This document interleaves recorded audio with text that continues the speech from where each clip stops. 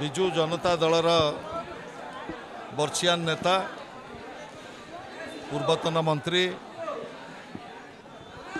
ନୂଆପଡ଼ା ବିଧାନସଭା କ୍ଷେତ୍ରରୁ ଚାରି ଥର ଓଡ଼ିଶା ବିଧାନସଭାକୁ ପ୍ରତିନିଧିତ୍ୱ କରିଥିବା ଜଣେ ଲୋକପ୍ରିୟ ନେତା ଶ୍ରୀଯୁକ୍ତ ରାଜେନ୍ଦ୍ର ଢୋଲକିଆଙ୍କର ଆଜି ଅକାଳ ବିୟୋଗ ହୋଇଛି।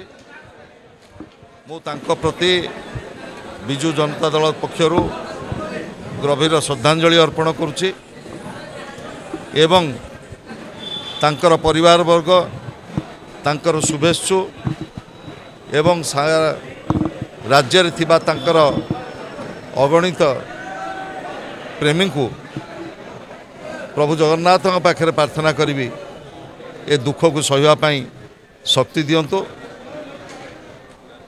ସ୍ୱର୍ଗତ ଢୋଲକିଆ ଏଭଳି ଜଣେ ନେତା ଥିଲେ ଯିଏ ଲମ୍ବା ସମୟ ଧରି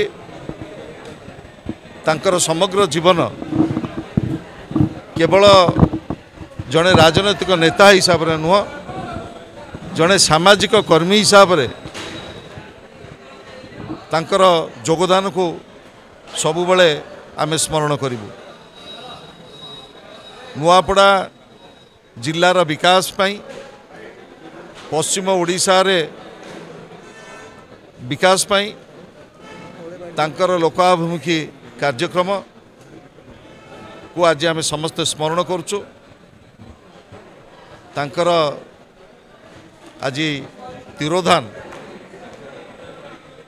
ଆମେ ସମସ୍ତେ ମ୍ରିୟମାଣ ଏବଂ ତାଙ୍କର ଅବଦାନ ଯୋଗଦାନକୁ ଆମେ ସମସ୍ତେ ସ୍ମରଣ କରୁଛୁ ଏବଂ ତାଙ୍କର ଚିନ୍ତା ଏବଂ ଚେତନା ସବୁବେଳେ ବିଜୁ ଜନତା ଦଳକୁ ଅନୁପ୍ରେରିତ କରିବ ଏବଂ ତାଙ୍କର ମାର୍ଗଦର୍ଶନ ସବୁବେଳେ ଆମକୁ ଅନୁପ୍ରେରିତ କରିବ।